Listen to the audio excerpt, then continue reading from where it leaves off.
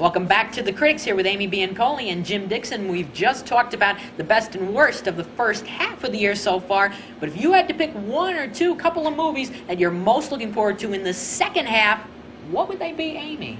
Well, The Dark Knight Rises, I have to say, because I'm a huge fan, like you, of Christopher Nolan, and it's the Batman capper. Right. His sequence of Batman movies, and they've all been from terrific to masterworks. I mean, there've only been two, but Batman Begins, of course, was terrific, and then The Dark Knight, and now The Dark Knight Rises, and I'm dying to see it. Absolutely dying to see it. The other film I'm really looking forward to is Woody Allen's To Rome with Love.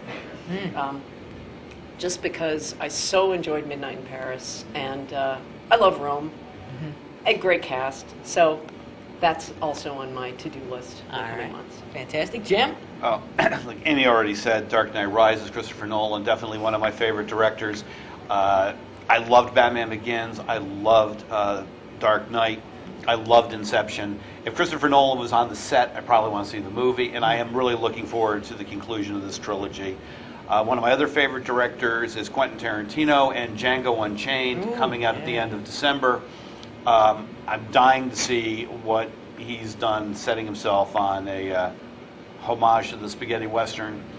And then on the anti-list, we didn't ask for it, but Anti-list. If there is anybody looking forward to the remake of Red Dawn, they need to see their psychiatrist immediately. But that is actually finally coming out this year after sitting in the can for at least a year, maybe two. They changed the locale from the invaders, rather, from China to Korea, so they didn't want to upset the Chinese. This they did with a movie that's been already shot, so they've been digitally redoing insignias and flags. I wish I were making this up, but this is what's really going on here, and they are finally going to unleash this on the ticket-buying public and. The hypothetical ticket-buying public. Well, I'm We'll see. Guys, the first one really stunk.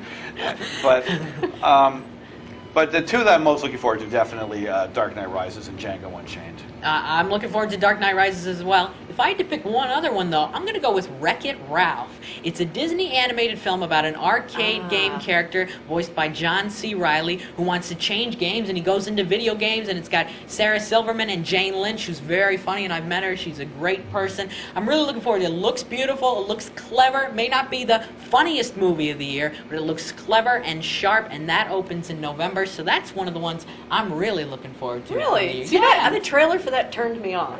I have to say, yes. I was trying to figure out if I could actually figure out how to play the game before because I'm from when Pac-Man was considered high tech. Hey, I owned Pong.